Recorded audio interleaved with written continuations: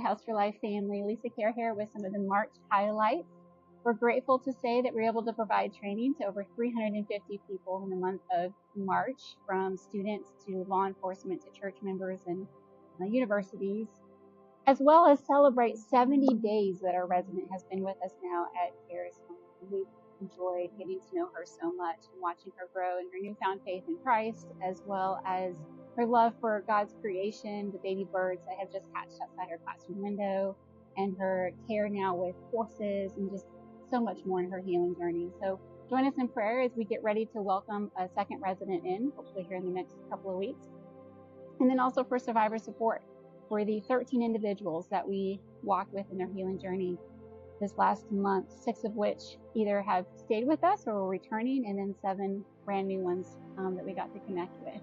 And one of the things that they did was plant plants in their classroom, and there's so much comparison with a plant and what's been going on in their lives, some of which is the root system.